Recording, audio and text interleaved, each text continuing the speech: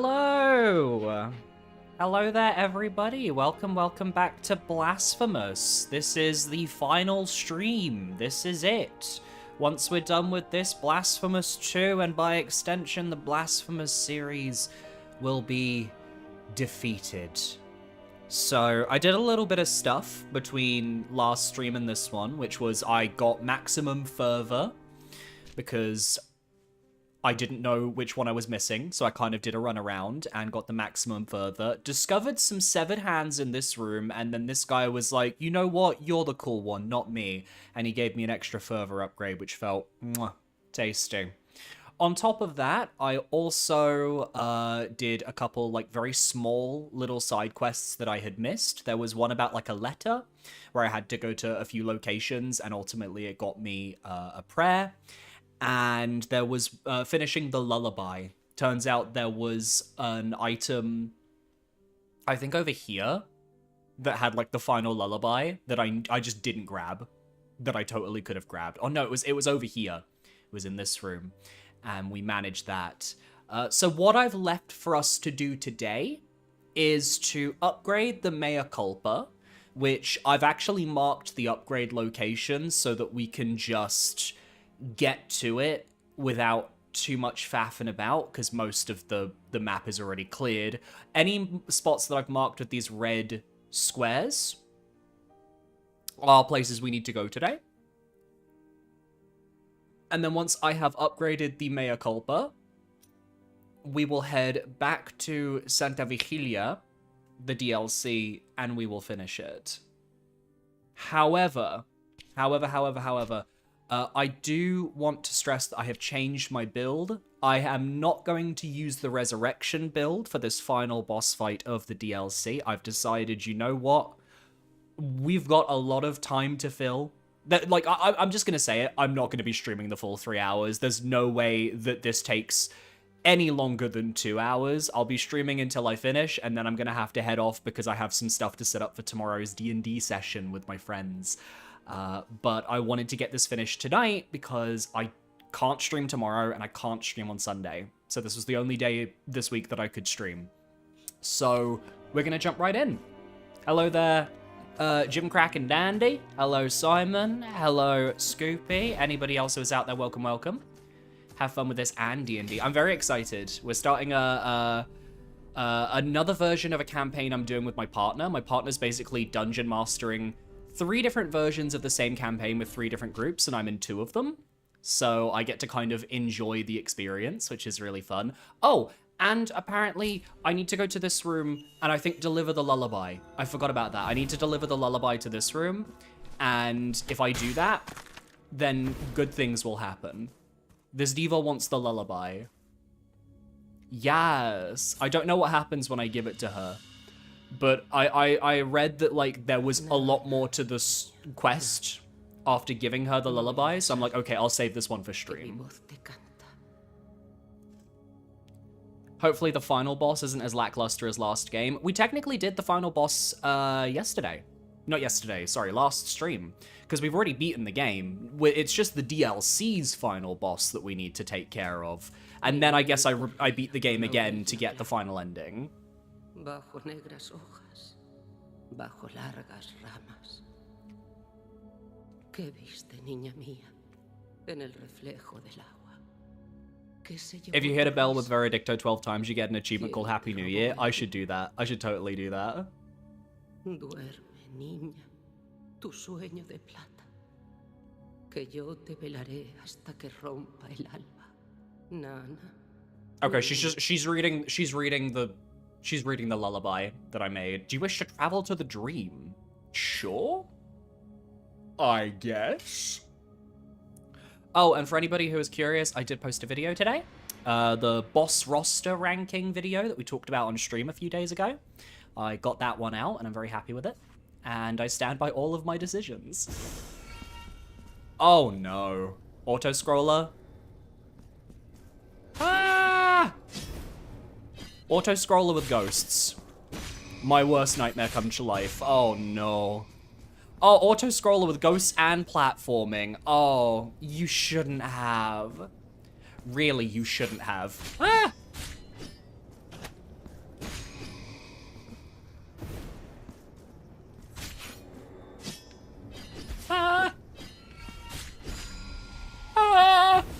Oh no.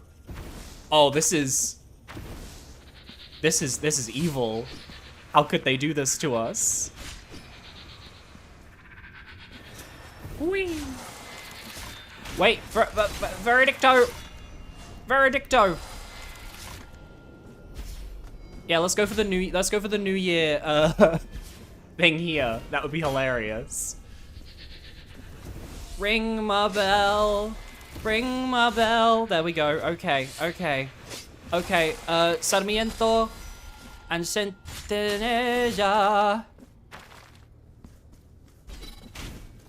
Ah! Billy does not like when he is forced to work. Woo! Okay, I think we're good. I think we're good. Okay. Okay. Okay. Huh! Platforming. Scary. Gotta go to your psychologist appointment. Have fun. Please don't beat the DLC too fast. Simon, I'm so sorry if I do. If I do, I'm so sorry. Tiento to your thorned hairs. Or tiento. Summons the presence of the Thorn Dame, which protects the penitent one from evil. Oh, it's my baby! It's the Tientos prayer from the first game that I used to cheese so much. Yes. Yes, let's continue cheesing. Why not? Why not? Okay. First things first, we need to go and start upgrading our cool weapon. I'm gonna go from here. I'm gonna go from this area, and we're gonna work our way kind of like southwest. So let's switch to our good old-fashioned friend there. There's also this one up here. Actually, I can come back to this one after I've done all of this, because I can just like warp up to here using the warp gates. So we're gonna go down this way first. The game is called Blasphemous. Evil shouldn't be that unexpected. That is true. That is true. I just didn't expect the evil to come in the form of a terrifying platforming segment. Ah!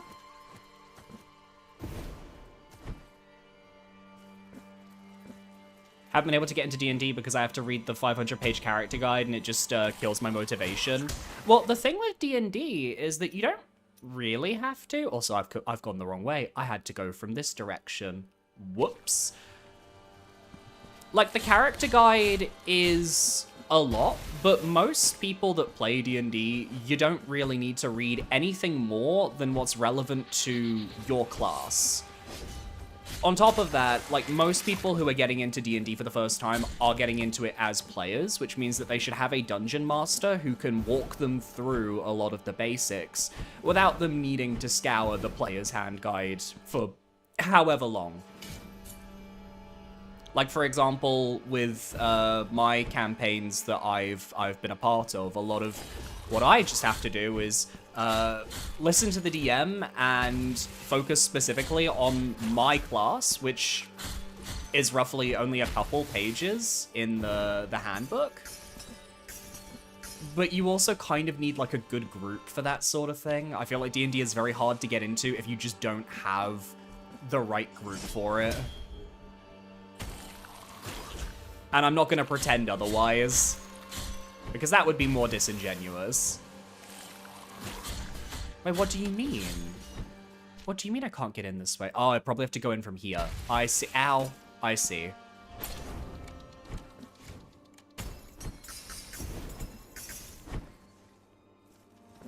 Are there thorns in here that I can destroy? Yeah, there we go. Oh, that's the wrong button. What was the teleport button?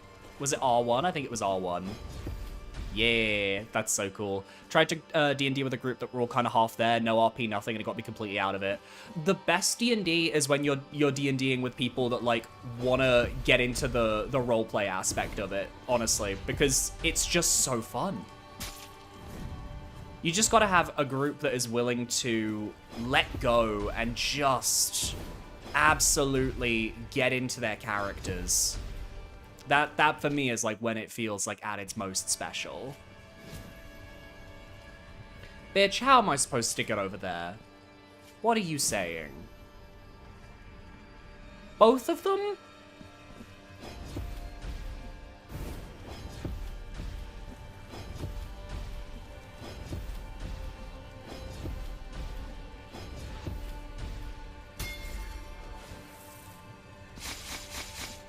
Oh!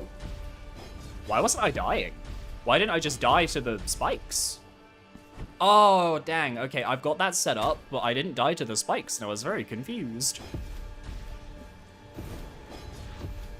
I'm very excited, though, because the character I'm playing for this campaign is one that I played in a previous one, but we're bringing him back in interesting circumstances. And the poor thing has been through a lot, so I feel kind of bad that I'm making him go through more stuff, but at the same time, are you kidding me? I couldn't have done that any quicker. I couldn't have done that any quicker. Video juego, what the fuck? Okay, maybe this will be the entire stream. Just me suffering at platforming.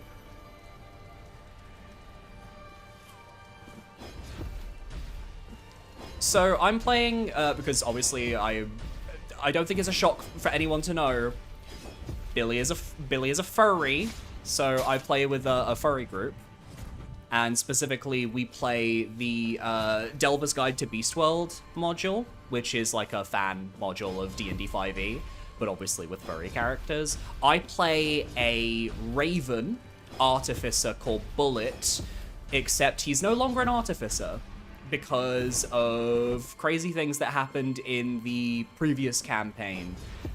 He basically has lost everything. He comes from a place called the Astral Sea, but he was kicked out of the Astral Sea when he was younger. He has no connection to it anymore because he had to sacrifice it at the end of the last campaign in order to save his friends. And he may or may not be getting hunted by a vampire. So he's kind of going through it.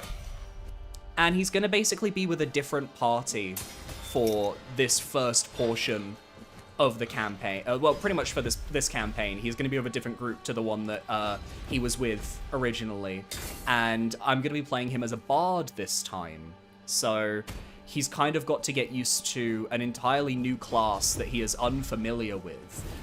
On top of that, he's also dealing with just general bucket loads of trauma, because every D&D character has to be dealing with trauma of some kind. If you're not dealing with trauma, your character's not playing D&D.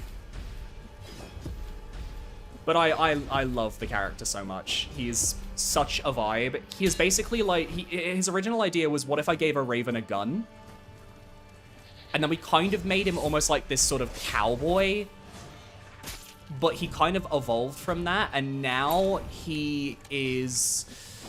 I don't really know what the best way to describe his aesthetic is, but he's kind of like... I kind of feel like he's very Y2K.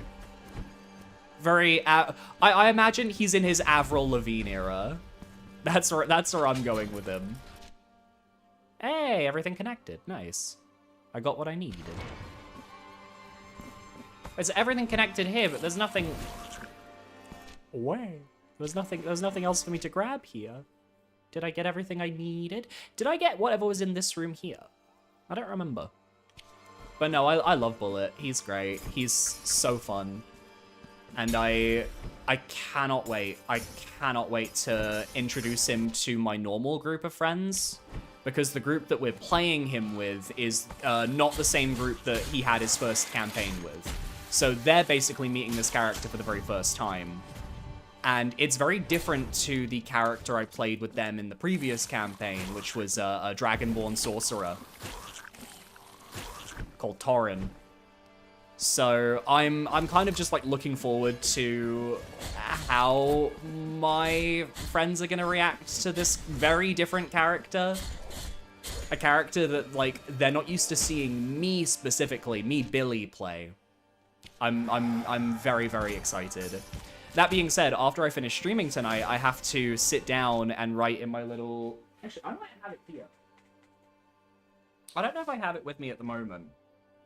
Or it might still be in my backpack, actually. It might be in my backpack, but I have, like, this giant D&D booklet that I just kind of, like, have all of my information written down on. And I need to basically do that again. I need to take that booklet and I need to write down like all of my spells and all of my abilities, because I do not have any of that stuff, like, sorted out yet, and the first session is tomorrow. So, gotta get things set up. Kenku or Aarakocra? Well, he would technically be considered a Kenku if we were going by, like, regular D&D rules, but as I said, we play with our own module called Delver's Guide to Beast World, and in that, like, rather than, like, the traditional, like, D&D races, all of the races are furry species, basically. So, in that universe, I'm considered a bat, because technically there aren't actually any crows, but you're allowed to just, like, homebrew your own species in if you really want to, and you just match it to one that kind of fits. But the bats are really cool in that universe because they have like, a hammer space, basically, that allows them to... I'm scared. No! I fucked it. No! What do you mean? They have this, like, hammer space where they can put anything they want between their wings up to a certain, like, size. And you kind of have to manage what you're putting in your wings. It's like a free bag of holding. But if you go down, if you lose all of your HP and you go down, all of your stuff explodes out of you. Like a, there's that up there. All of your stuff will explode out of you like you've just been killed in Minecraft. Fuck. And it's incredibly funny, but we never got to actually experience that mechanic because my character in the previous campaign never really went down. And in this current campaign, he doesn't have he doesn't have access to that ability because he's lost his connection to the Astral Sea, which is what powers that ability. So it's kind of sad. Like, he's kind of lost a bit of his unique qualities, but in service of the story. But we're using a very special subclass, unique to Beast World, where as a bard, he can summon the spirits of the dead, and he can use those spirits however he wants. I need to be removing markers, not changing markers. He can summon the spirits of the dead, which is fun. We love that. Slay. We love when someone summons the spirits of the dead. And he can basically assign those spirits to players or items or depending on what type of spirit he's able to summon. It's dependent on, like, a roll and a table. But effectively, he attaches them to people and it replaces his bardic inspiration. But instead, those spirits will, like, are quite useful in, like, buffing people's, like, rolls and stuff like that. But character-wise, it takes a bit of a toll on him because he has to deal with the fact that he is basically being haunted by spirits 24/7, and he did not sign up for that, especially given he started life as an artificer. So it's going to be really fun kind of playing around with that character and seeing how he goes through learning how to use his new abilities. I just think it's going to be a lot of fun. It's going to be a lot of fun.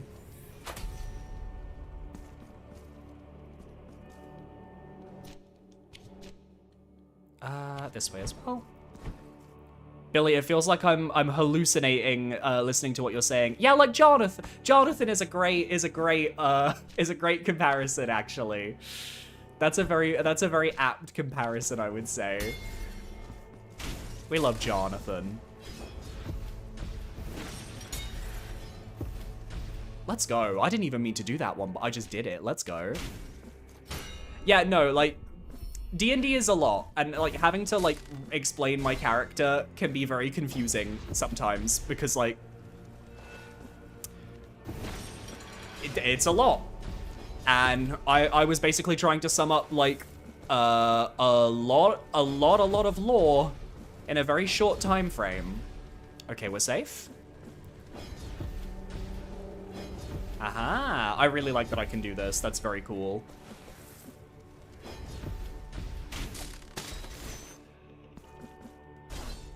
I feel like I'm absolutely slaying this parkour, by the way. I just want to say that. I just feel like I'm absolutely eating.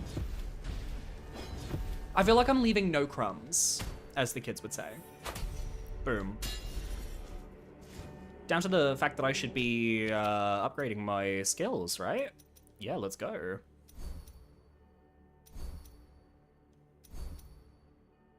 Hold square while dodging to lunge with enemies. Yes. Hold square to concentrate into a charged attack. Yes. Pressing R1 at the last moment unleashes devastating slash that strikes multiple times. Yes. Press up and square to complete the furthest ascent. It's just the moveset from the first game. That's very cool. Yes.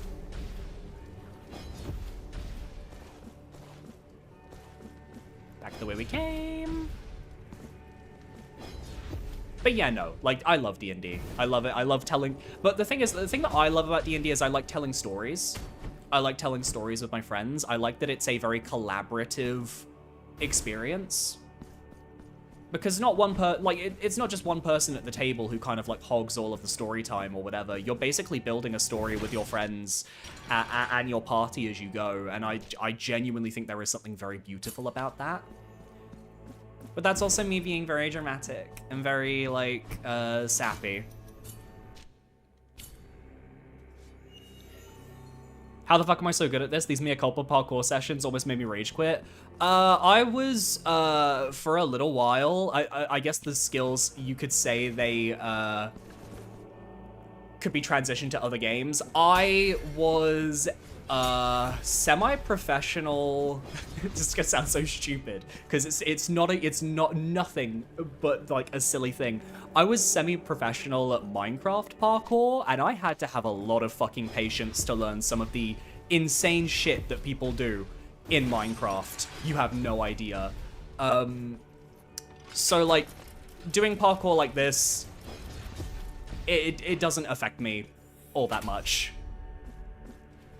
In fact, I really like how it feels. It feels very tasty, very zesty. Just requires a bit of patience, because I was messing up a little bit earlier because I was kind of like, I didn't have like my button layouts memorized, stuff like that. But once you kind of have your buttons down, I feel like the parkour kind of, it guides you along in a little flow state. Oi. Apologies, by the way, I've got a bit of, not a sore throat, but like I've got a bit of a dry throat today. That's why I'm kind of hoping that this will not be the full 3 hours of stream. This will just be however long it takes me to get everything I need to get and get going.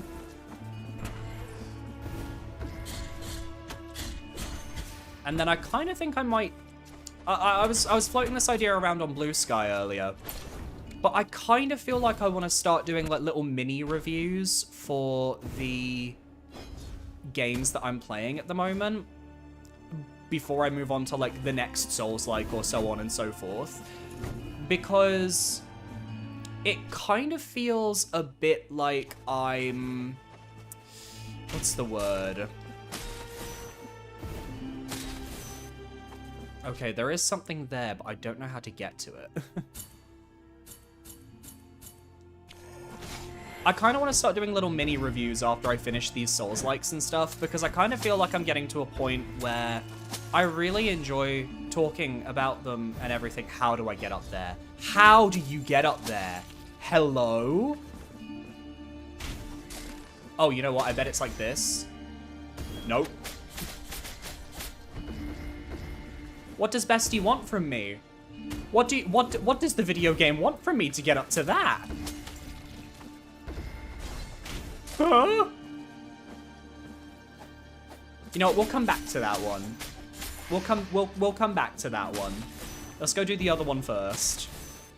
Maybe if we do the other one, it will lead us to this. Oh, there's one of those. Okay, I see. I see. I'm with you. And we have to go from that screen to the other screen. I'm with you. I see how. I see. I understand now, video game.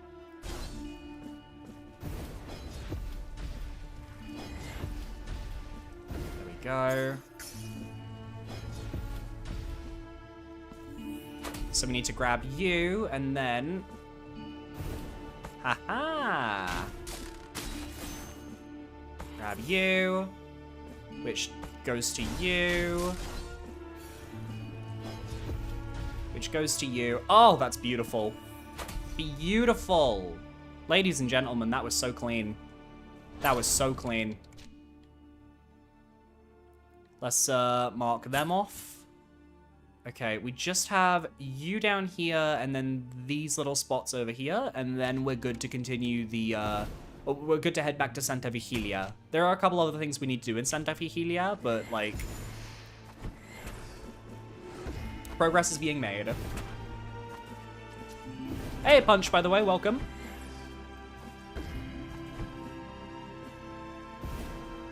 I need to go back and do Miriam's challenges in B1. Ugh! No, I don't want to. You can't make me. You cannot make me. I love Miriam, but not that much.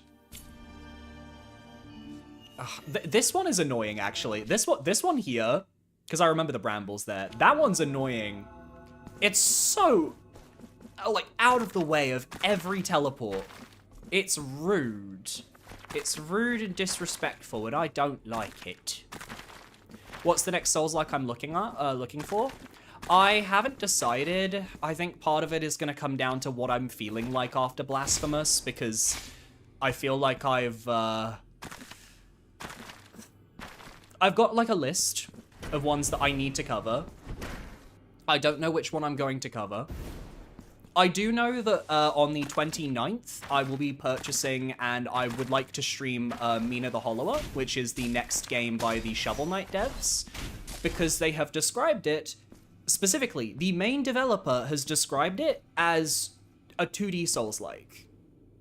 But if it was like Zelda-inspired, but they've taken a lot of inspiration from Souls-likes and from the Souls games, which means it is free real estate, baby. Fuck. Yay, wait, actually, no, that was planned. That was planned. That was planned. It all according to Geikaku.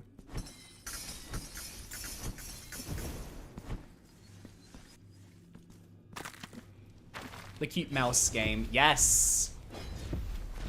Also, it just kind of looks like my shit. Like, straight up, I love the vibes. It's giving a little bit of Bloodborne. Just a little bit of Bloodborne. And you know what? There's nothing wrong with giving a bit of Bloodborne.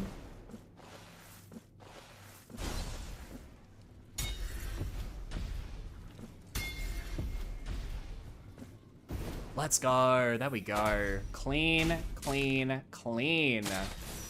By the way, Punch, I don't know if you were here at the very start of the stream, but I have changed my loadout of my altar pieces. So I will not be using the Resurrection loadout for the boss. I will be doing the boss regularly with the regular loadout. We could all use a bit of Bloodborne for the Duskbloods hurts us all. Duskbloods is... I'm so scared for Duskbloods. I'm excited, but also I know that because it's PvP focused, I feel like I'm gonna have to either get good or I'm gonna be just a mess covering it. Because my least favorite thing about the Soulsborne games is PvP. I don't like it, in the sense that it doesn't bring me joy. But I'm hoping that Duskbloods will fix that, so to speak, and maybe make things a little bit more interesting for me moving forwards. I don't know, but we will see. Let's just go down. Go down and we'll warp at the pre-do. Pained, it'll be a Switch exclusive. Yeah, but at the same time, I understand. Like, if... No offense to, like, to Sony, but if they can have, like, Bloodborne and Demon's Souls still just be an exclusive on PlayStation consoles, I don't see why Nintendo can't have an exclusive as well. Especially because I do think exclusives are kind of important for the video game console landscape, because they're literally the reason why you would buy one console over another. Like, they need to exist. Whether we want them to or not, they do need to exist. But hey, Duskbloods might just suck. And it will be fine. Thank you for the $4.99 Punch. Oh, let me get the bell. It's all the way over there. Thank you very much. For honorable build tactics. I appreciate it. Thank you very, very much for the dinero. Sony are a bunch of ass. I mean, yeah, no, they are. They are. Quite frankly, like, oh, right, I forgot that to go through this room, you have to go up above. I do think that, Bloodborne not getting even a 60 FPS patch is insane. It's just insane. They have one of the most beloved console exclusives of their time, and they really have just done nothing with it.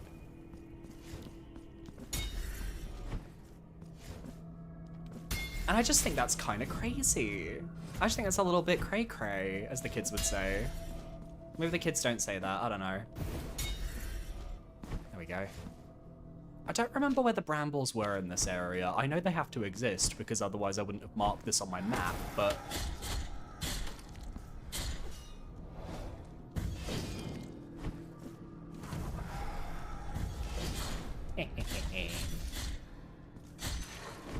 My only downside is that it doesn't really feel like my Mea Culpa sword is that strong.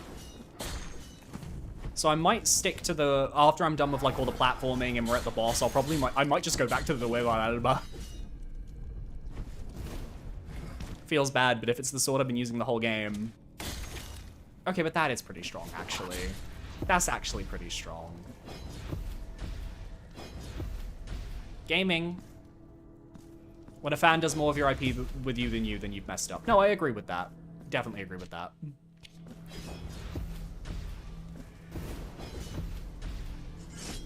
I just want Bloodborne on PC so that I can do a Bloodborne randomizer without fucking modding my PS4 to hell and back. Okay.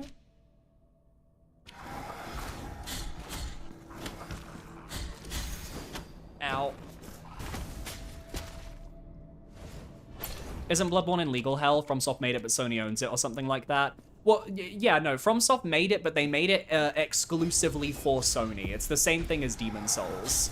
I wouldn't say that means it's in legal hell. It's just that Sony owns the rights because it was a collaborative effort from Software to make an exclusive for Sony. That was always the case. And clearly, they do care about From Software's opinions because From Software are the ones who keep blocking, blocking Bloodborne remake coming from other studios. So clearly, like, I'd like to think that means there is some intention at some point for not for Sony, for From Software to think, okay, maybe we should remake the game ourselves. Like, they have enough say that Sony is still not trying to piss them off.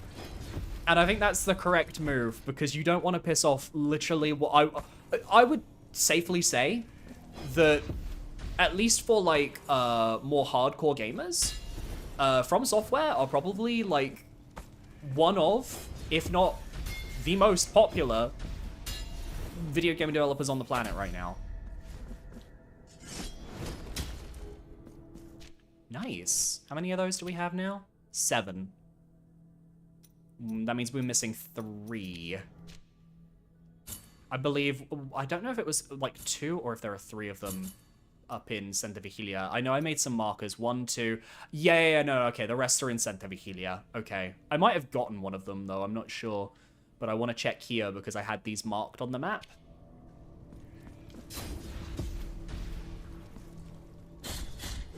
What makes a good game? Is it memorable gameplay, iconic characters, or is it something else completely? I think it, well, my problem is with what makes a good game is that it depends on person to person. If you ask my brother, for example, he'll just be like, what makes a good game is it Call of Duty and can I shoot things in it, you know? For some people, it's like they want memorable characters and an engaging story. For some people, they want gameplay that makes them think, wow, this is something I've never experienced before. There's no way to, at least in my opinion, there is absolutely no way to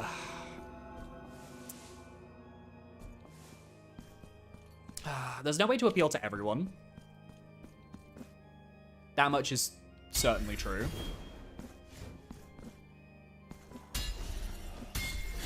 I don't remember if I did this one or not. At least for me, what makes a great game is something that, at least for me, just makes me feel something, right? I don't remember how this room goes. I just want a game that's gonna make me think, wow, this is fantastic, or this is fun. You know, yeah, we need to get to you. That's what we need. My phrasing is bad. Give me a few seconds. Let me focus on this for a hot minute, and then I'll figure things out in a second. There we go. Oh, I see. So we need to find the switch to raise that up, and then once we found the switch to raise that up, which is probably all the way over here, yep, then we need to go back. I'm with you. I'm with you, video games. Video games are back, ladies and gentlemen.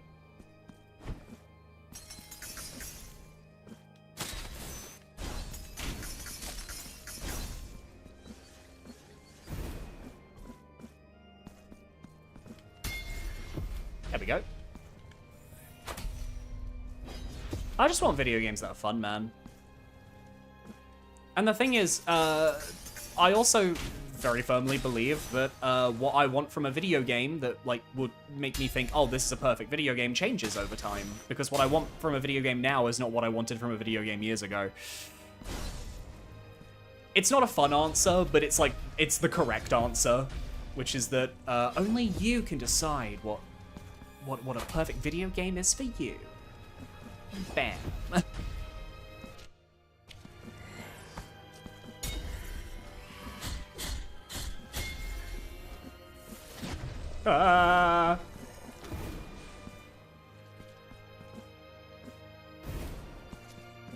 Also, I hope you guys don't mind that I did look up the placements of the upgrades for this stream. It's just, we're basically at the very end of, like, Blasphemous 2 now, and I know that I have other stuff I need to get done tonight, so it doesn't affect me that I'm like, okay, let me just check where all of the bramble locations in the world actually were. Okay, we need to go this way now? Apparently, there is one out there. Yeah, story can be important, but then there's Pizza Tower. Because sometimes there are games that are carried purely on their gameplay. For me, I would say, like, arcade games very much fall under that style and category. I would say Pizza Tower is like an old school arcade game. You're going for a high score, you're going for a fast time, you're just basically playing a game that is all about skill expression and all about just a bit of flash, a bit of fun, and just a bit of, like, entertainment. Not everything needs to be, like, this crazy video game experience. So how the fuck do I get down there? How do I get through you? Or do I think I go around this way, maybe. And yeah, I go this way, and then I come back from that side afterwards. Gotcha.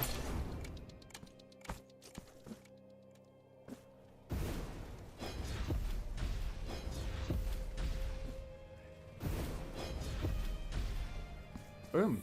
Okay, I think that's all the marks of the preceptors. Assuming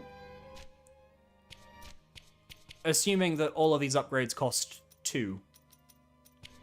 But I do need to apparently find an upgrade station for them, which I don't think I have marked, because I'm assuming it's probably coming up in the rest of the zone. You know what, chat? Gun to your head right now. What's your favorite games? What are your favorite games? Give us a couple options. Some of your favorite games out there. Just let's see where my chat is in terms of their taste level and enjoyment. Neo 2. That's one that I need to play soon, actually. That is one that will be on the channel this year. I just don't know how soon. If some people had their way, I'd be playing Neo 2 already. Oh yeah, we've already come through here, right. Did you do the unfinished Lullaby side quest? I did, yes. I did the lullabies off stream, and then we did the final challenge the moment we started stream. And I do have the prayer. No, that's not the right prayer. I do have the prayer. I do have our good friend Tiento. Our queen Tiento. She's such a queen, I'm saying it with a British voice. Tiento instead of Tiento.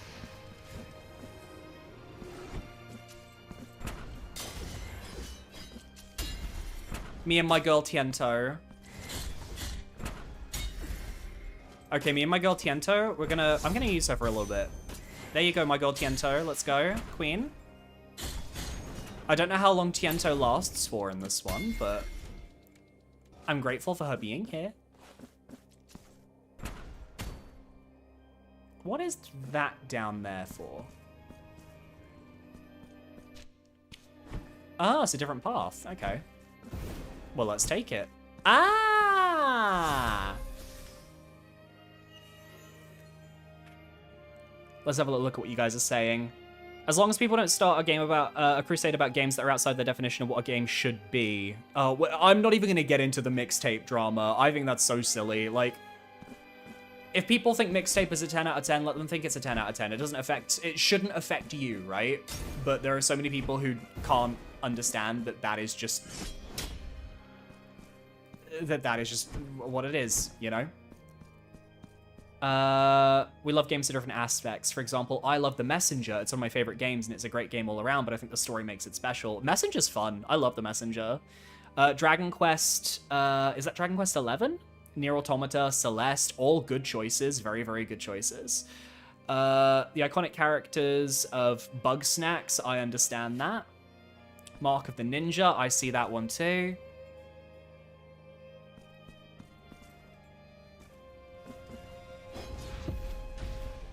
Honestly, I will say I'm very glad that I am, as the kids would say, not involved in the mixtape drama. I don't intend to play the game, to be fair.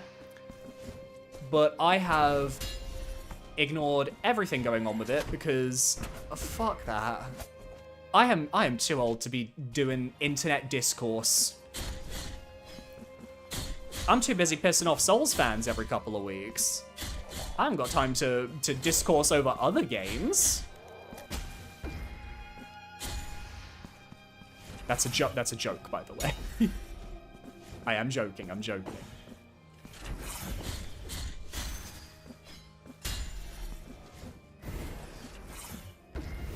Uh-oh. Ah! Actually, let's see what's over here first. Let's have, like, an actual exploration. Like, if I just dash over here, is there anything? No. But I bet you this is going to have, like, a shortcut or something moving forwards.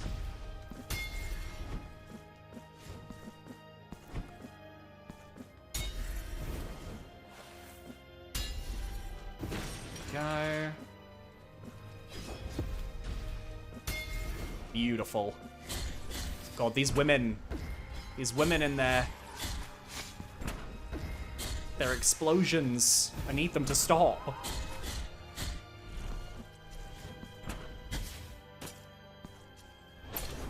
Okay, I see what the game wants. The game wants me to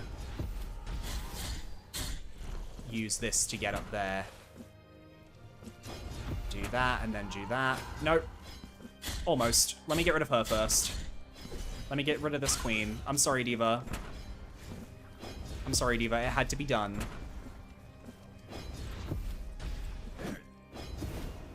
Oh, you know what? No, I should be using... No, I need to be there. No, that didn't work, really? What the fuck? What do you mean?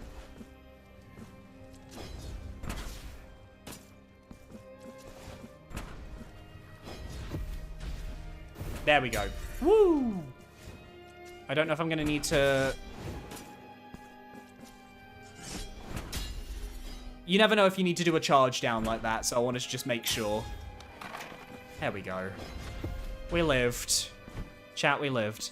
I think you would love Grime and be very curious about Environmental Station Alpha. Both are very detailed in their own way, have some wild boss fights. As said, Grime, like, it's been brought up a lot recently. It is on my to-do list. But it will have to wait, obviously, until after I've covered the games that I need to cover on the channel first. That's, like, the one thing I've been saying constantly over the last, I would say, like, 4 months is once I've gotten through that list of all the Souls-likes and Metroidvanias that were voted for at the start of the year, I can start thinking about doing other games as well. It's also kind of useful for me to kind of like keep my focus small on a very small, like small hands sample size of games, because otherwise I get very overwhelmed very quickly. And this way that doesn't happen. Oh.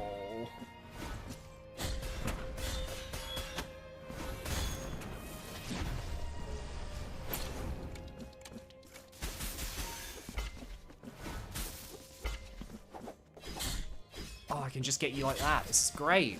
This is great. This is so simple. It's so easy.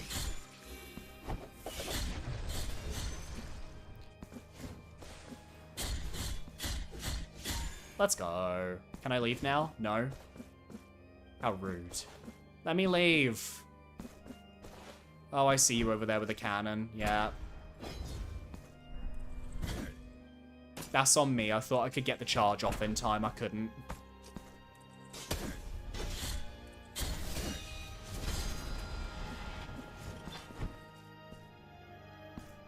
They're jealous they aren't Tiento. So true.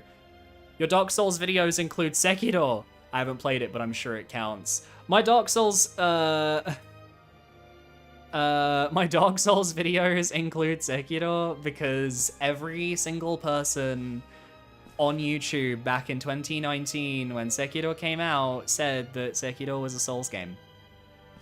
And even if it isn't, because it is fundamentally very different from the other games that we would consider under the Soulsborne moniker, I am just continuing the branding that Soulsborne YouTubers started almost a decade ago. And honestly, it's just kind of easier to have it all under one roof.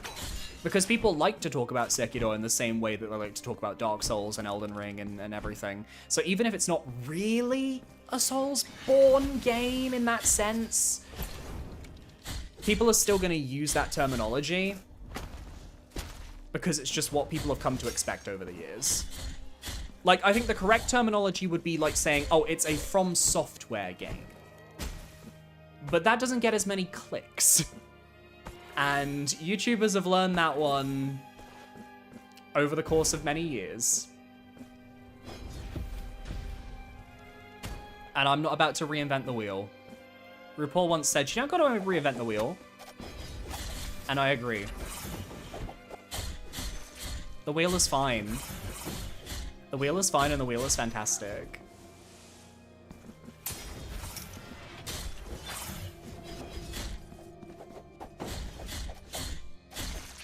There we go. Where are we? Is there gonna be a bird over here? I feel like there's gonna be a bird over here. Yep, okay. We don't want to take the bird yet. We want to go down here then. Who would win, Aegon or Ishin? I think Aegon. Aegon wins hands down. No offense to Ishin, like, he is a skilled fighter. But Aegon is, like, being empowered by, like, a supernatural, like, disease that makes her even stronger. And she is able to control it instead of it controlling her, like, with every other person in that game. And that is an insane level of self-control. I do think Ishin puts up a great fight, though. But, you know, Aegon's an alien. An alien who slays.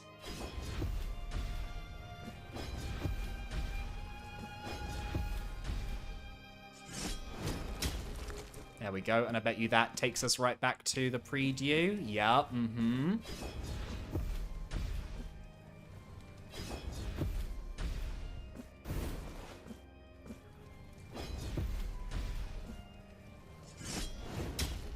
Oh, you mother friend. The thief. Ooh.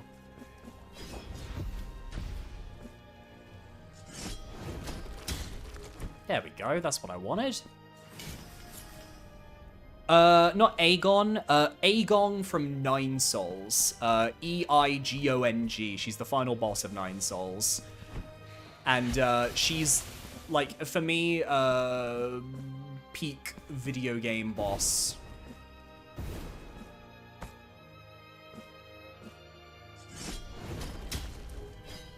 I forget because, as I said, I have a YouTube chat and I have a Twitch chat, and I kind of forget sometimes that one cannot see the other.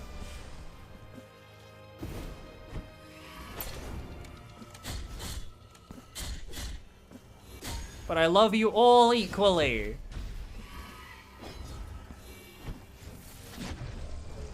Ah.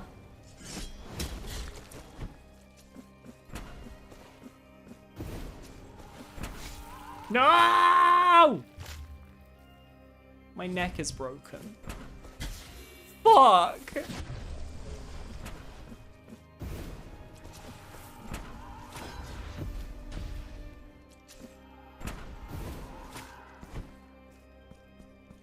Aha! Is that our weapon upgrade? I think it is. Let's go. All right, how expensive? 2 or 3? 2. Okay. Yeah, let's go. Let's pay for everything.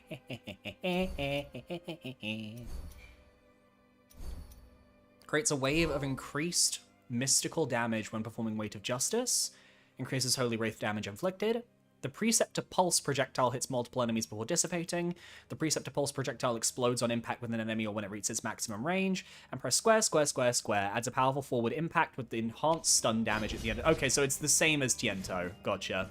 Not Tiento, sorry. Odogararaba.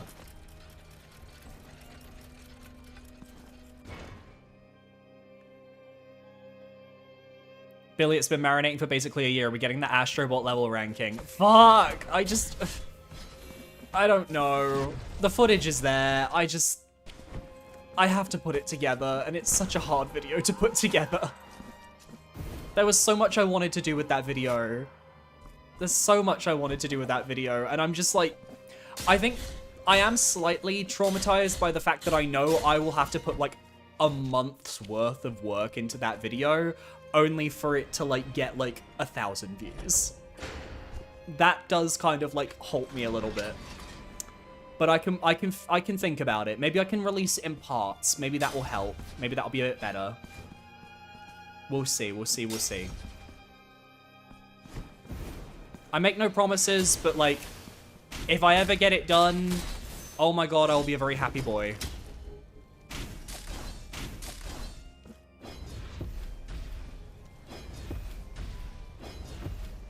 Because honestly, Astrobot is so fucking peak that it deserves to have its video get finished.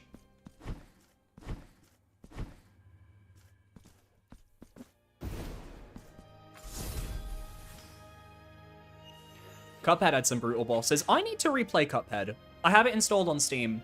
I once streamed it years ago on my old channel, but I would love to replay it now, like with, you know, a better grasp of who I am as a gamer. I feel like I'd have a lot more fun with it. And I definitely feel like... Okay, we can't go that way. I definitely feel like I would enjoy ranking those bosses, because I haven't played the DLC. I haven't even touched the DLC before. I only ever played the base game, because I played it long before they had DLC added into it. So that could be a fun one to revisit at some point this year.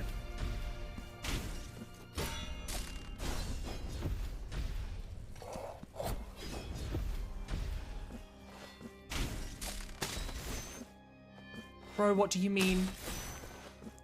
Bro, what do you mean? What doth thou meaneth? Oh my god, I made it. Damn. That one had me nervous. That one I felt like I was gonna mess up. I'm very happy that I managed that. There we go.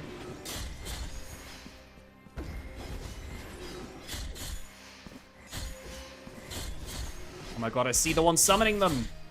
Get out of here.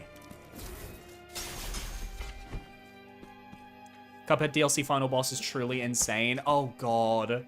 I can't wait.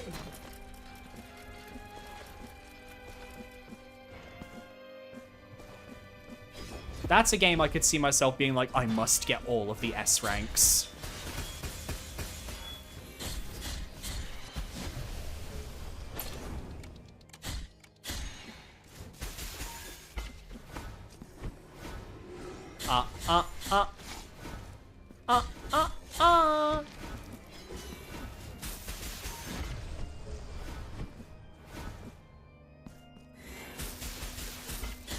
No.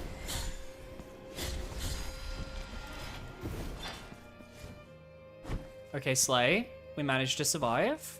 Love that. Love surviving. Fuck, there's another one.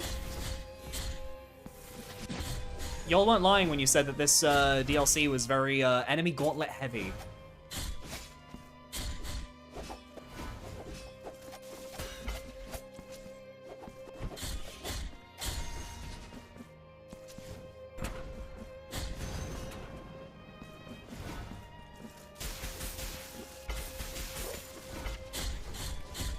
Ma'am, I'm gonna need you. Ah!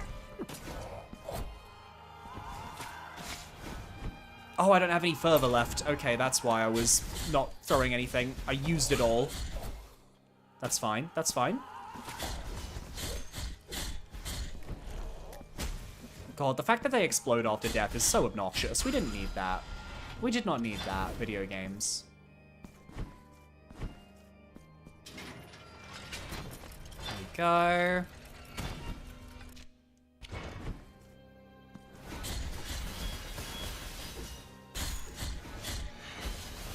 This is fine.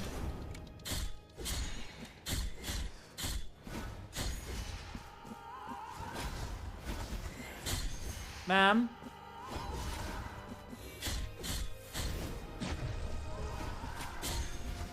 Ma'am, please get down. That's the opposite. Not what we wanted. Get down. Thank you.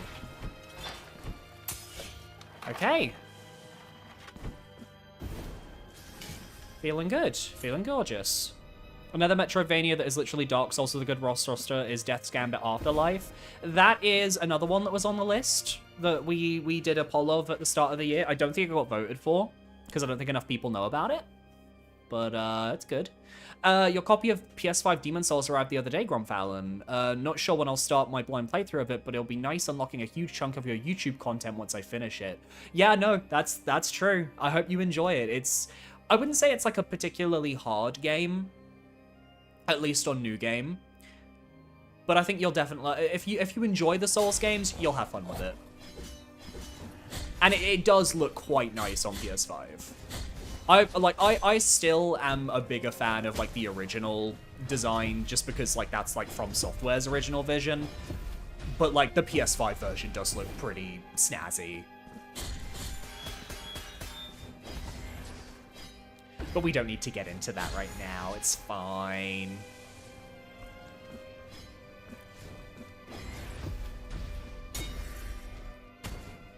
Okay.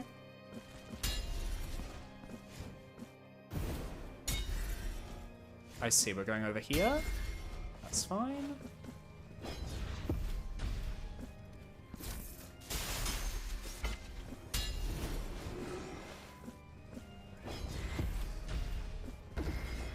There we go.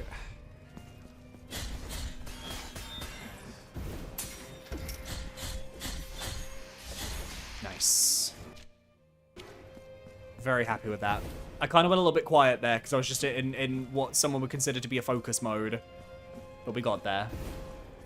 Is the 2026 games list somewhere? I don't remember which games got voted, only that my priority was Blasphemous, and now I'm curious about the rest of the year. I don't have it, like, noted down. I think I wanted to make, like, a graphic, but I just didn't, like, remember to do it, ADHD Lamau. But I do have the list here on my, like, I still have the Google form.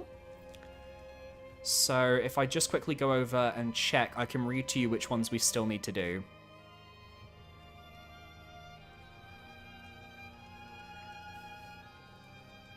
Okay, here's the Souls-like poll. Okay.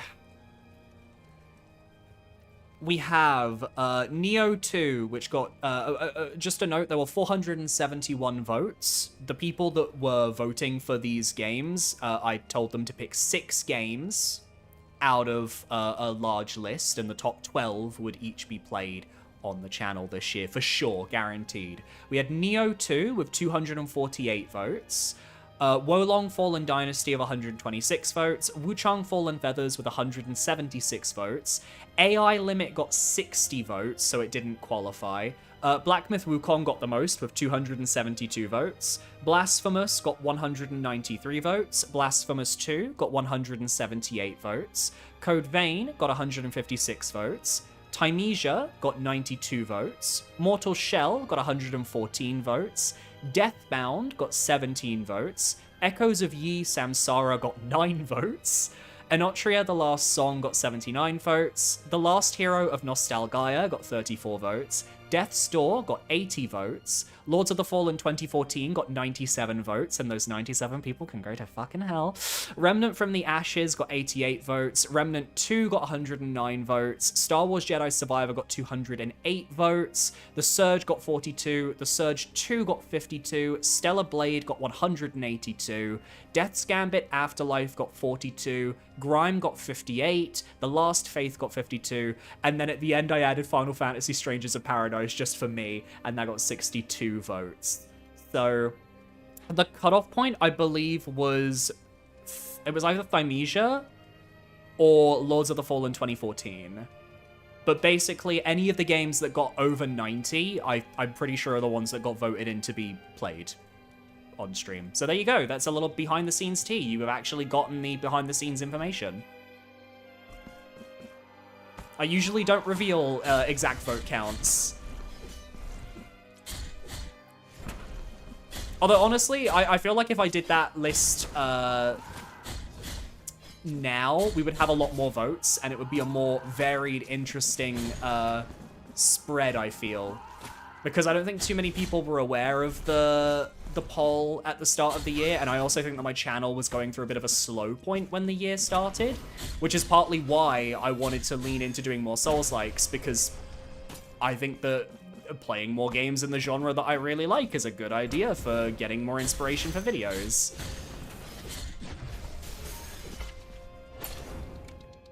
But yeah, I hope that opens up a little bit more of the process for all of you. I'm just gonna get through these guys. There's no point in fighting them.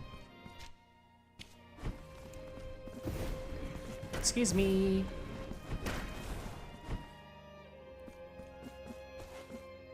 Is there anything down here, like a pre-do? No, probably not.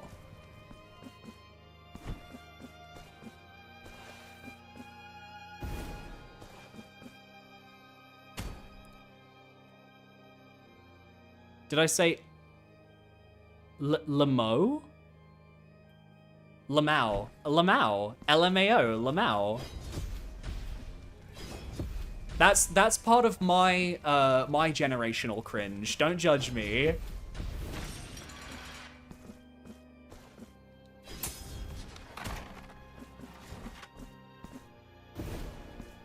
Okay, I think we're about to reach the boss. I suspect we are about to reach the boss. Yeah. Yeah, this is giving boss. Let's do it. Yeah, this is giving boss. Mm-hmm. Oh, and they assume the baby has already been born here. Interesting.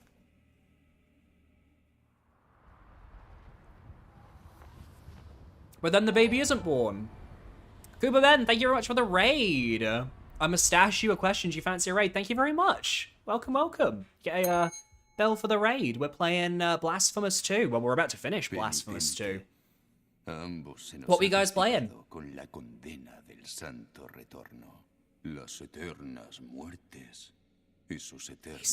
He's speaking in Spanish. Nuestros propósitos son elevados, tanto que somos prisioneros de ellos. Que choquen vuestra espada de Your sword of guilt against the crystal tomb of my venerated master. Let's go. Oh. I'm so ready to get my ass kicked so hard. Delicioso abismo del dolor merecido. Bestie, let's go. Oh, okay. It's the same moveset as before, except he's more angry. I'm with ya. Oh, no! Chat, Asterion is angry.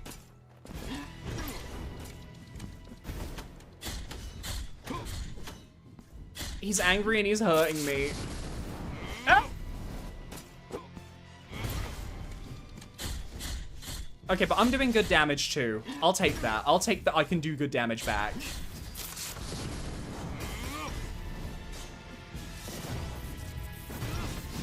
I had no idea what he was doing there. I've never seen that move. Oh, this music is very, Spanish Matador energy. It is giving, like, would be played at the Bull Arena. Oh, wrong button, wrong button. I didn't mean to do that. I didn't mean to do that. I didn't mean to do that. I wanted to activate my, my guilt thing. How do I do it again? R1 plus square, I think it is. There we go. All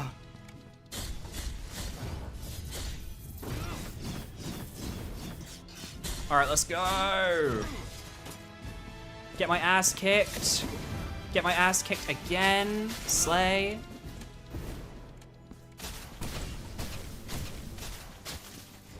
I do like his fight though. I like this. I like his moveset, I should say. That's the word, the way I was trying to phrase it.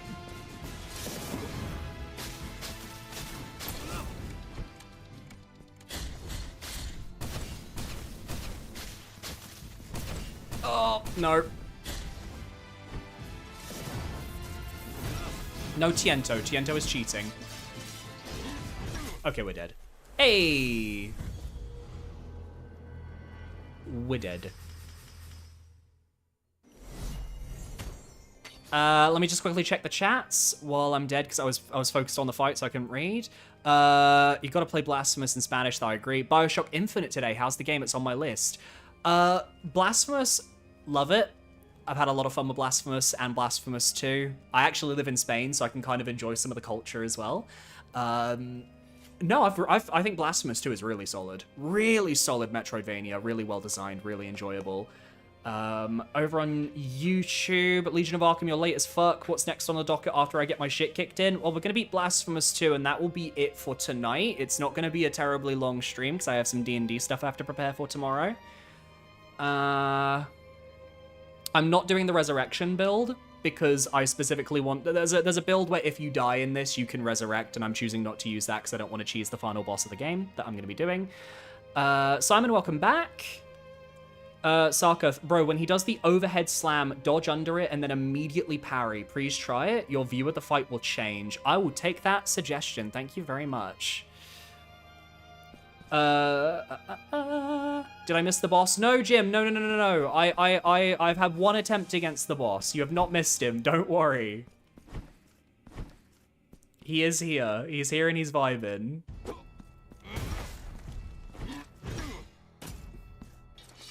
I just want to get my guilt back. Let me get my guilt back. Asterion, please. Wrong button.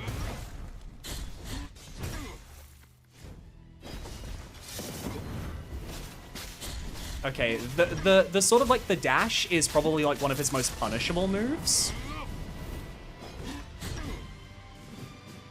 Go on. That one, I don't know how to really deal with. I think that's just gonna have to be a lot. Oh my god, he's doing it twice?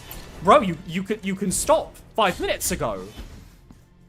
He's like a ballerina. Right, no, that's the one I think I need to dodge, right?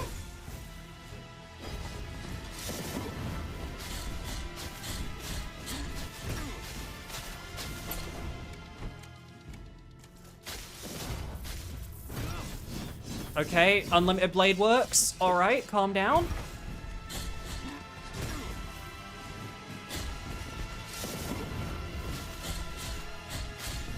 There we go, beautiful. Oh, by the way, Raiders, in case any of you don't know who I am, my name is Billy S. I am a YouTuber over on YouTube covering Soulsborne games, Zelda games, and content of the like. I usually do ranking videos. I stream on Twitch and on YouTube weekly. And I've been making videos for 13 years.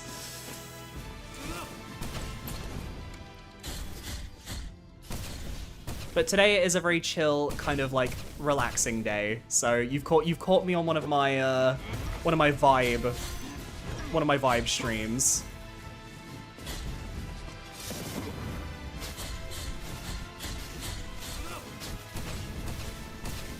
Oh, the orbital laser needs to stop, Asterion.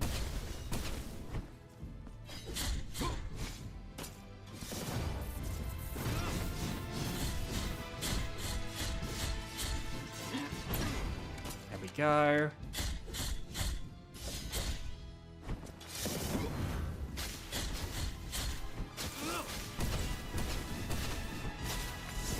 Wrong button. No, okay.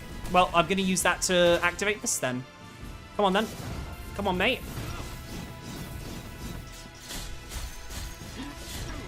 Okay, Tiento is over. That's fine. Oh, this is it. This is it. This is it. Oh! Asterion, please.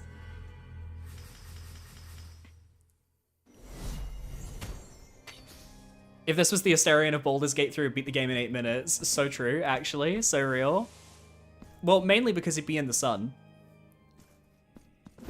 In some other timeline, FromSoft didn't popularize boss fights against greatsword wielders. That's true. And in that timeline, I would be having a much easier time. Why am I not dodging? I need to dodge. There we go.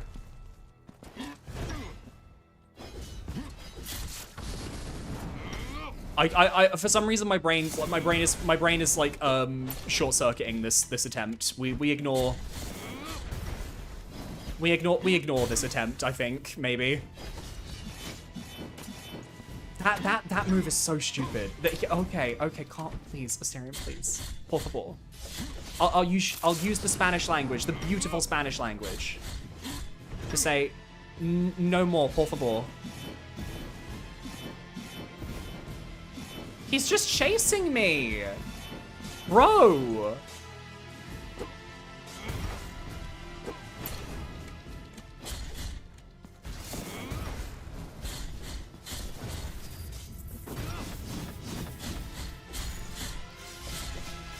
I love his design though. Like, I love his design and I love the way that he moves. Like, he's got like a very fluid animation style, unlike the DLC animations. Okay, and I like that I'm kind of finding my own little tricks here and there to handle some of his movesets, except for this specific attack.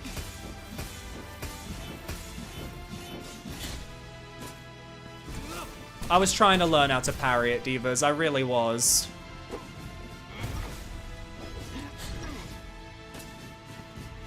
That's alright. Gonna get over there and punish him. Now he's gonna get over here and punish me. That's fine. Yeah, no, I deserve that one. That was messy on my part.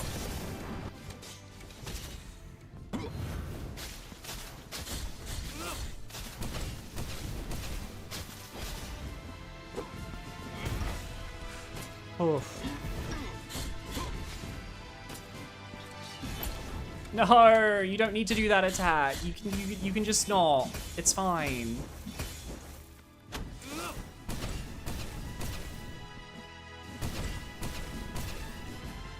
That attack is the enemy. Oh, we're dead. No, we're alive. We're dead. That was not a good start. I should just not be worrying about my guilt because I'm not using my prayers to begin with. So let's not even bother with that. Jump in the air and use the prayer chant that continuously blows fire. It keeps you airborne as long as you have fervor. Yeah, but I kind of like figuring out what to do without fervor, because if I need to use a prayer to avoid something, then I feel like there has to be another intended solution as well. No me gusta. No me gusta indeed. Sorry. Got panicked. My friend, brother, whom I adore very much, please. Okay, this works. Okay, you can do it up to 12 times. That's your choice. I respect it. Live, laugh, love, Diva. Live, laugh, love. I mean, he's not gonna get over here, yeah. Ow!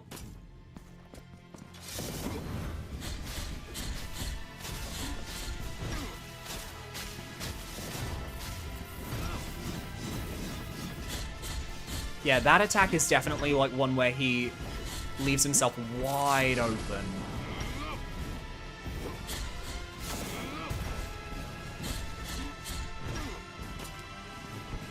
Yeah, for me, you can tell that like my fighting style is very much let's trade blows and see how much damage I can put in versus how much damage he can put in.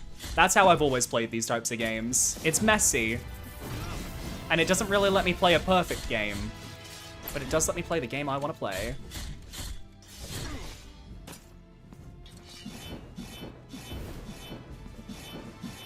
Seven, 8, 9. Okay. So there's no rule as to how many of those he can do. He can just do however many he feels like. I definitely prefer this fight to his first one. His first fight definitely feels just sort of like an opener for this one. Oh, it's done. It's so over.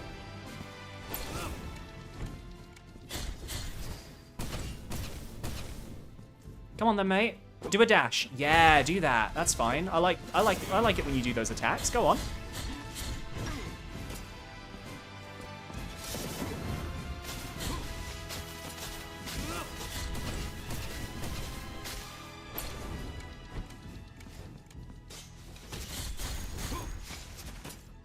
God, I don't know how to use that ability effectively.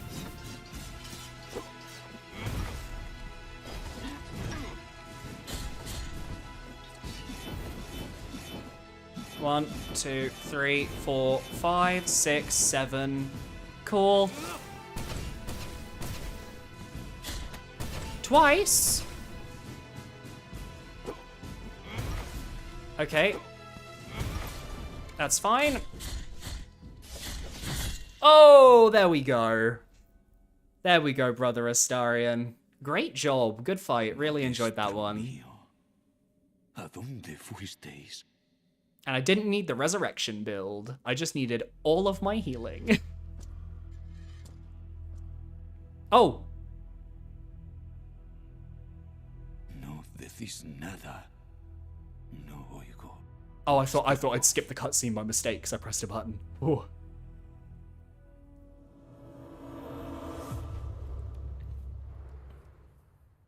Oh, that's a shame. You know, if this was Tears of the Kingdom, I could use recall on him and it would come right back up. Prisoner of the Holy Return. Defeat Brother Asterion. Asterion.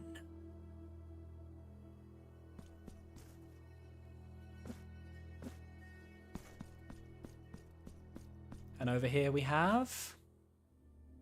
Room.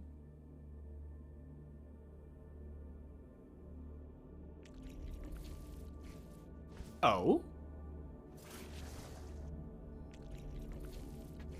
I know those rooms. Those are the rooms where we got our weapons from. Am I gonna have to backtrack? I sense I might have to do some backtracking.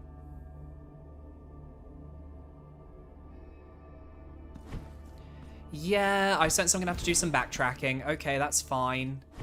That's cool. I just have to remember where those rooms are. There's one in the Embroider's Palace. There's one in the temple grounds. Yeah, there's one that's down here.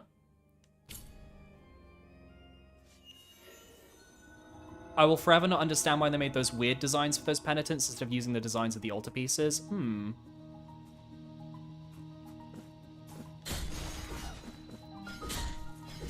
Dang, only 4 tries against Asterion. Okay, you deserve this. Thank you for the $9.99. Thank you so much. That's very kind of you. You get a little bell for your donation there. Much obliged. No phase 2. So he's actually a fight that we fought once. Okay. he's a fight that we've already fought once before. So technically, like, that is his phase 2. At the end of the last stream, we fought him, like, in this screen over here. Or was it this screen? It was one of these screens. And then we had to refight him again at the end there because he came back. I appreciate that there wasn't a phase 2 because I don't think I could handle a phase 2. But also, if they did decide to go that route, I would respect it. Anyway. Ooh, hello. Oh god, you're strong. Oh god, you're strong. Ah! Not the Mega Man style fireball attack. Ah.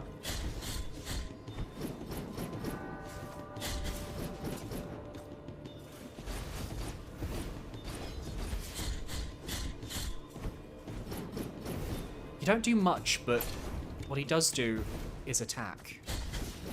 And as a young Billy once said, I don't like it when they attack. Let's just equip, because he's not really moving off the ground. I'm just gonna equip my little blood attack, and I'll use that to try and get a little bit out of him. Or I'm gonna die. That works. That could happen as well. Oh no. Ooh, baby is strong. He is strong. Oh no. Okay. That's fine. We'll figure things out. We'll give it another go. The clones might be tougher for me than the bosses, which would be very funny. They're like, you want that final ending? Then you need to earn it, baby. Have I found all the gold lumps? I have not. I have not found all the gold lumps. Although I did see that all it gets you is like a prayer, so I'm not that invested. Unless it's something that I need to do for the ending. I don't know. If it's required for the ending, then I'll change my tune. But if it's just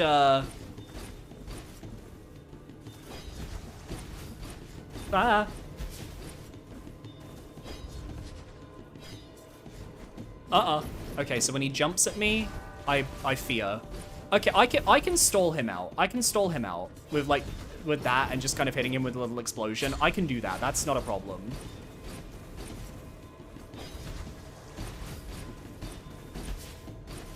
Because like the fire, it does damage, but it's not like the most insane damage in the world. The mace is more damaging than the fire.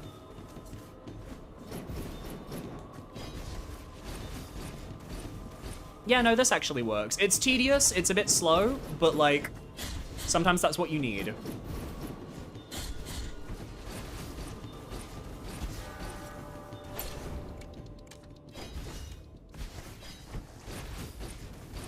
Careful.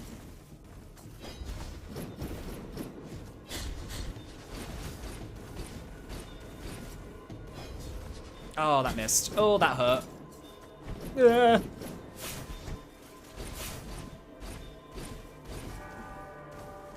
What does this remind? This reminds me of something, and I don't remember what. Oh, it reminds me of Nightmare King Grim, actually. Like, Nightmare King Grim's, like, central attack with the balloon.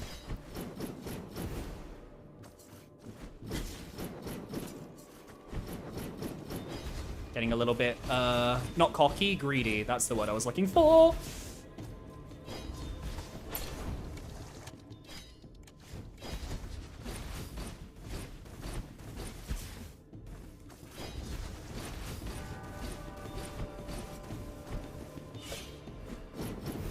Careful.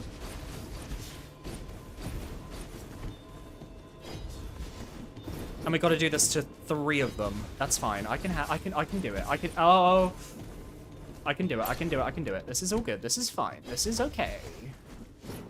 We're already on the final. We're on the final health bar.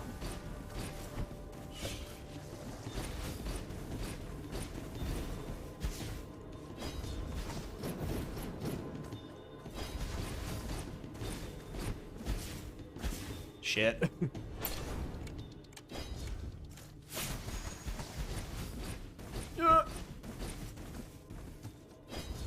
No!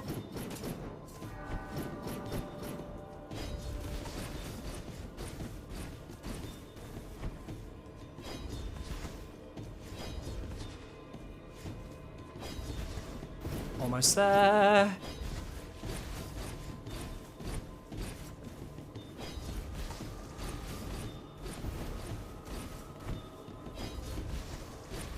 Okay, I think 2 more hits should do it.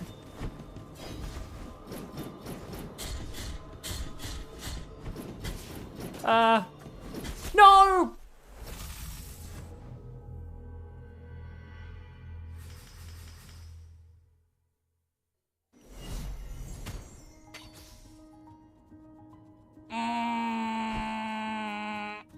That's fine. That's fine. Baby is skilled. I respect it. Maybe the others will be easier though, because this one, like, he's specifically using the hard-hitting weapon of the game. I suspect the other 2 might be a little simpler. I would hope. Alternatively, they're even harder.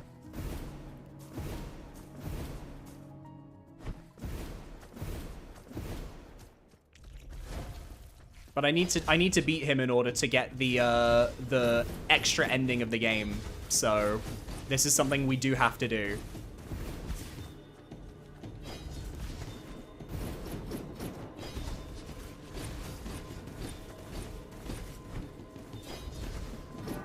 Go. Okay, I think I have a strategy now. Yeah, I've got a strategy. I'm feeling good. We ignore the strategy there. The strategy did not work for that one because I was thinking.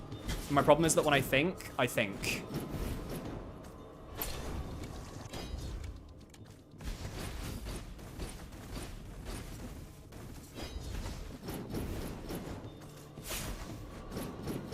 Bestie, I need you to not do that. Aha! Maybe getting behind him when he's doing that is a good idea.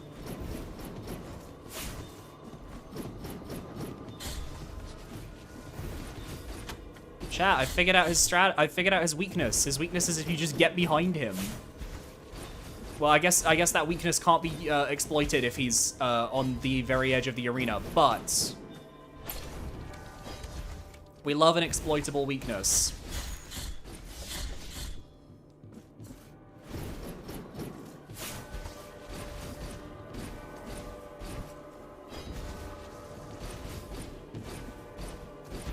It's fine. It wasn't the right button that I wanted to press, but it works.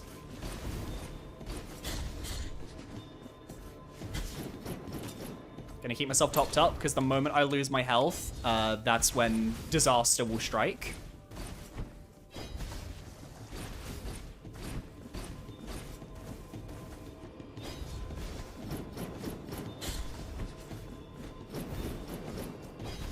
Go. Like that, disaster has struck.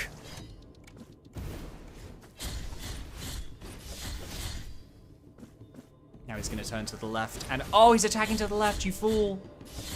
You absolute fool of a man. But I can't say that because then I'll, like, somehow end up dying from this, and then I will be the fool. I do not want to be the fool. No quiero.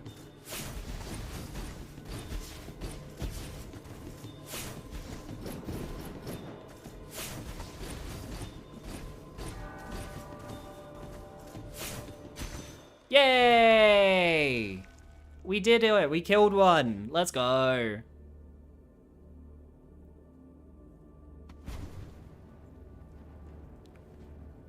I think that means we did something correct. Now we head back, and we have to go to the other 2 altar rooms. I remember where one of them is. I don't remember where the 3rd one is.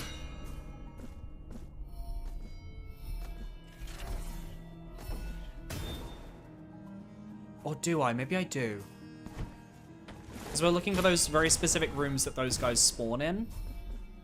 I know exactly where one is. I don't remember where the 3rd one is. We'll do the one that I know, and then the one that I don't know we'll worry about afterwards.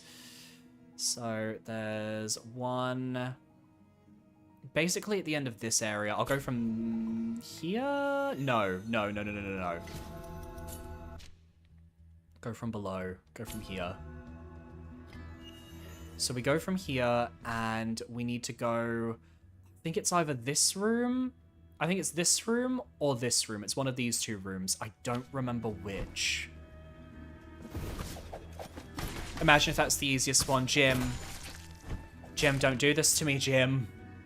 Don't speak that evil into the universe, Jim. Thou know not what thou art saying. Let me go down. These fights have a gimmick. I wonder if the gimmick is that if you fight with the weapon that, like, they're based on, you'll do better. I wouldn't be surprised, or something like that.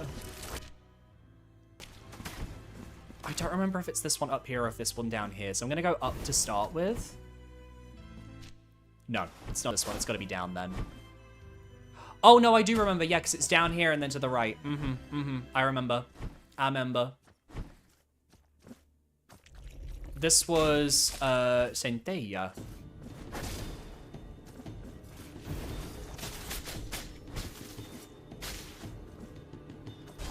Let me try just hitting you with, like, something.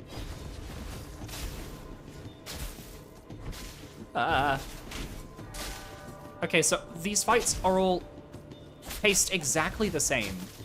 Where it's like regular attack and then melee attack.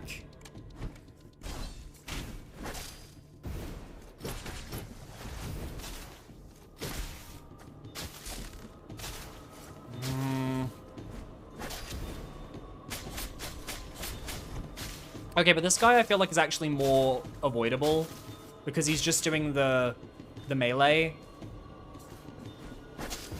And then he goes immediately into, I'm gonna shoot lightning.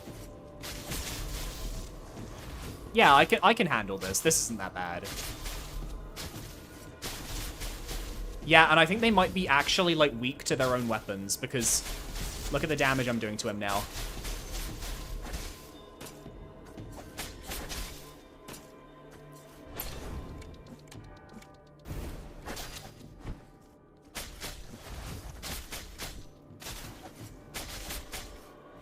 So if I'd hit the previous one with the, with Veredicto, I might have had a better chance.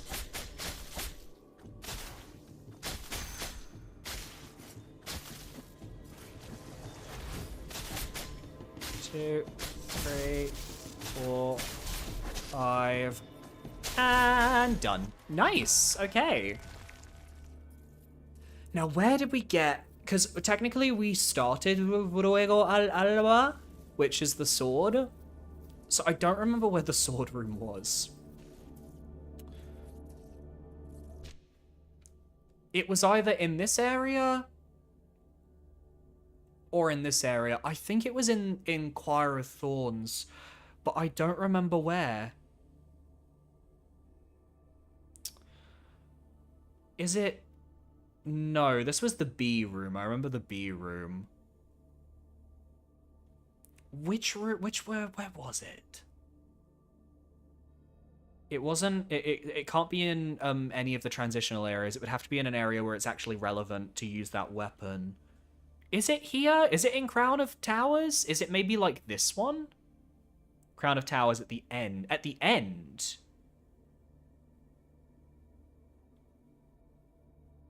Is it this part? No, surely not. Oh, babies, I do not remember. Crown of Towers. Well, let's warp over to Crown of Towers for now. That way we can actually kind of like take a little look. I'll go to the preview that's over in this direction and we can figure it out from there. Yeah, this is the one that I don't remember quite as well because we started the game with Ruego al Alba, so that room had like something completely different in it for us.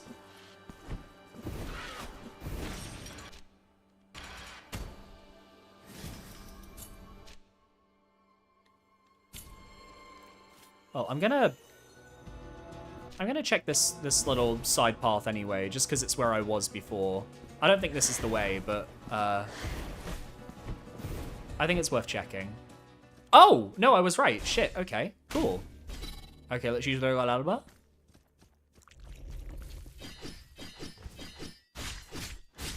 Love this one just being right at the pre-do.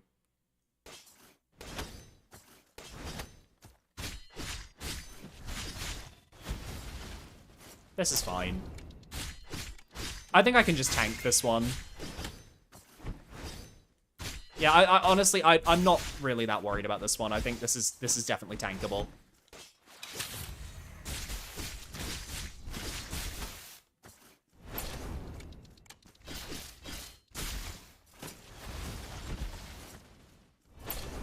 We ignore the fact that I've just taken a bit of damage, but that's fine. Oh yeah, I have an ability that makes my weapon skills use electricity, which is fun.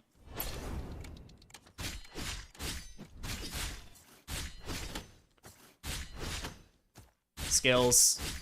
The skill of pressing square. Let's go, I pressed square. Gamers, pressing square gets you the win. Easy. Okay, I think that means we can go back there now and see what's what. I would say that one was the easiest one because I could just out DPS him. And at that point, didn't even need to parry, didn't need to do anything. Could just take the win. Like the icon that I am. Ball and chain was the hardest, yeah. Maybe if I was using the ball and chain, he would have been a lot easier. But even then, I still feel like it would have been awkward trying to hit him with that moveset. So I'm not complaining.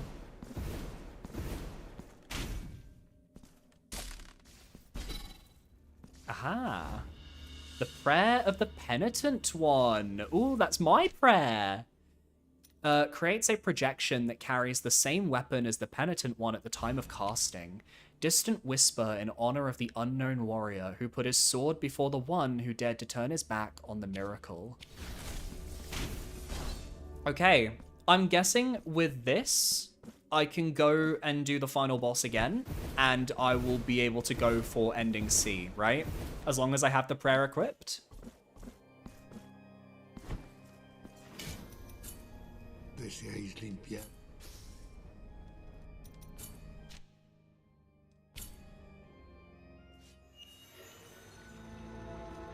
Because I feel like that makes sense. I feel like we have everything else sorted out. Yeah, Prayer of the Penitent one, have that equipped.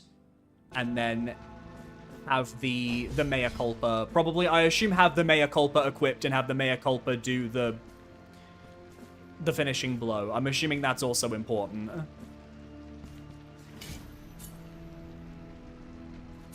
In which case, let's fight the final boss again.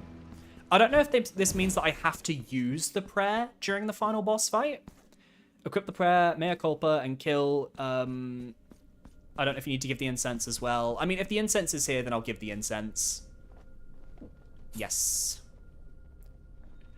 I'll just give the incense, and if it turns out that I didn't need to give the incense, then we'll just fight him again.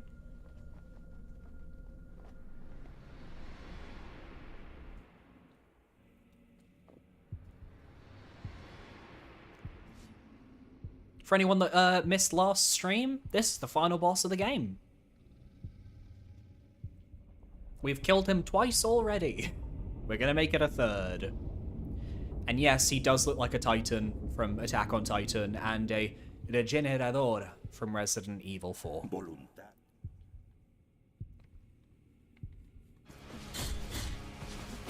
And he is an idiot who holds his own weak point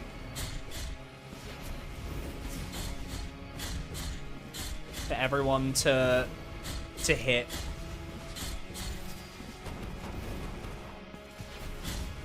Oh, that's actually really cool. Wait, that's sick. That prayer is sick, actually.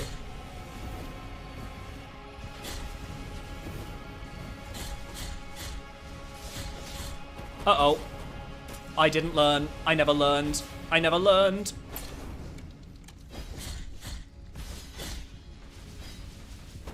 When you get locked into the combo for way too long.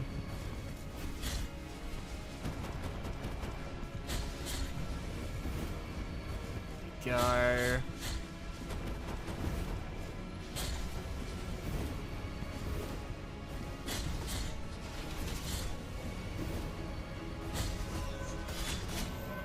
Oh, the flowers. Gotta destroy the flowers, otherwise we can't destroy the heart.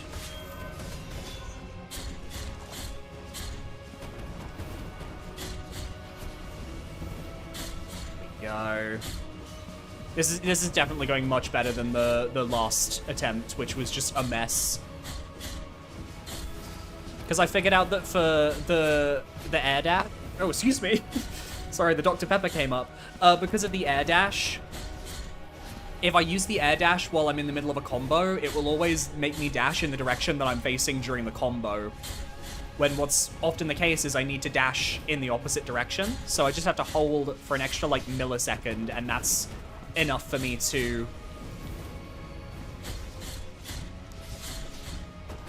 handle it. Yeah, I got my spell to do the final hit. Let's go. Summa Blasphemia. Okay, the question is, did we do everything correct to get ending C, or are we just gonna get ending A or B again?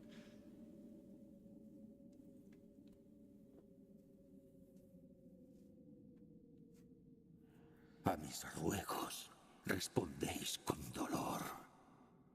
Dolor en la carne, mas vuestra misma carne soy. Dolor en el corazón, mas vuestro mismo corazón tengo. Okay, this is the same dialogue as before. Y yo moriré. This is the same dialogue we got last time. Ah, I can press the circle button. Yeah, this is a new cutscene. Mm-hmm.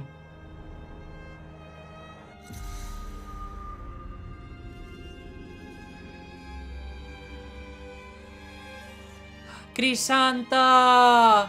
It's Crisanta! Ooh. Crisanta, my queen.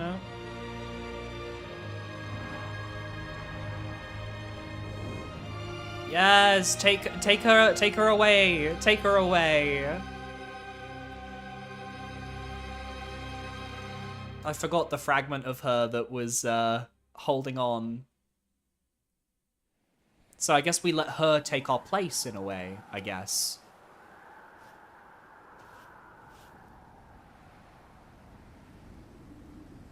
Well, this ends where every good Spanish story ends. Vamos a la playa.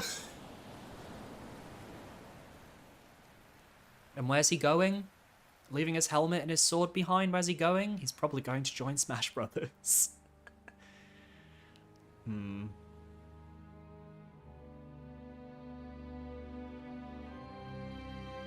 The Blasphemous 2 Mea Culpa team. Yeah, he's basically saying, I'm done. I'm out. I've killed enough religious iconography. I need a break.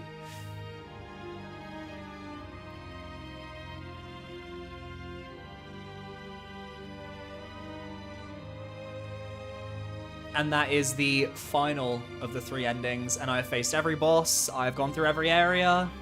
Post-mortem, unlock ending C.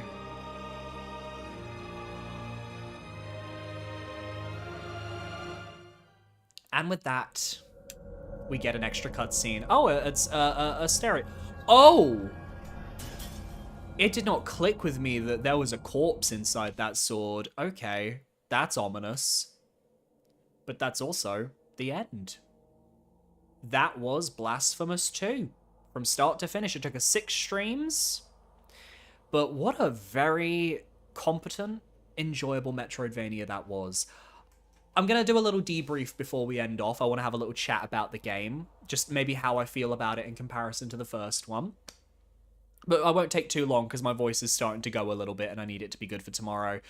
But I will say Blasphemous 2 is the more enjoyable game, but Blasphemous 1 just has that special sauce when it comes to the atmosphere and the ambiance that Blasphemous 2 is lacking a little bit.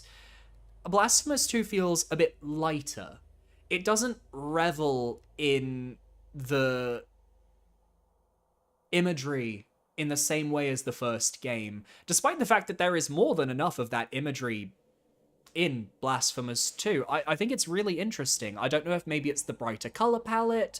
I don't know if it's just the more action-focused gameplay kind of like takes you out of that grittiness, because the first game is so slow by comparison. You're kind of like trudging and working your way through everything, and everything kills you. Whereas in this game, you kind of feel like a force of nature for most of it. And I can see why the debate between Blasphemous 1 and Blasphemous 2 fans is probably long and hard and filled with tribulations. For me, I think that as a duology, they're a fantastic series. I think they're both great games, and I definitely could see myself playing them again at some point. For Blasphemous 2, I liked the multiple weapons. I think the multiple weapon switching is like, it's the best way they could do the system. It did still feel a tiny bit clunky during certain platforming segments where I'm panicking trying to figure out like which weapon I need to switch to do certain bits of platforming. But it is what it is. I like that you can pick your three weapons, your three main weapons, which one you want to use at the very start of the game, so you can have a different experience on New Game Plus, or New Game Plus Plus, or if you just want to replay the game like half a year down the line, you're like, ooh, I'll start with this weapon instead, and it changes how you interact with those first few levels of the game, and with what obstacles you can actually unlock in those first few levels of the game. I really like that. I think that's really interesting. I think the world is a lot more rewarding to explore in this game, because there's like upgrades around every corner. There's more things to see and discover: points of martyrdom, tears of atonement, prayers, items, figurines, shops. There are a lot of areas that are I would consider like transitional areas where there are no boss fights, but they're kind of like there to shepherd you from one place to another. And even those areas felt very fleshed out, like the aqueducts at the start of the game, or the streets of the Wake in like the lower city. It just feels like there's been a lot of care put into these zones and into these areas. I do feel, admittedly though, like in terms of the world design, like how everything connects works well enough, but I feel like the world of Custodia in Blasphemous 1 as a map and as a whole felt a tad bit more cohesive overall. Like, you could see how everything connects, whereas this game, especially towards the back half, it just kind of felt like we were shoving in biomes in ways that didn't make sense. Like, going from, like, the ocean sort of, like, cathedral to, like, an upside-down wax tower and caverns, it just, like, if I look at the world map, not, like, the in-game map, but, like, the world map when you're warping between, like, locations, I don't really get as much of a sense of, like, where everything is and how it all fits together. And that's fine. But as someone who really loves seeing, like, how worlds are interconnected beyond just, like, the map layout, but, like, imagine, like, if this was drawn in a painting, for example, like, how it would all look. I feel like I would have more trouble writing Blasphemous 2s than Blasphemous 1s. But I think the areas in terms of gameplay are a step up from the first game. The first game's areas tended to, like, end a little bit too quickly for my liking, which is why I never did an area ranking.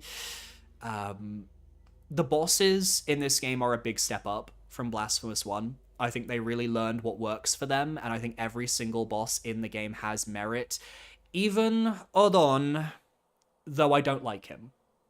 And the bug of his fight is still bothering me. But every other fight, it kind of feels like there is merit to it. You can see exactly what they were aiming for with each boss fight and each moveset, and how to make everything feel unique and fresh and exciting. And I feel like that worked wonders here. And they didn't go too heavily on the, like, second phase sort of thing. They really just kind of let the bosses speak for themselves, which for a Metroidvania I feel is a bit more important than if you're doing like a 3D Souls-like.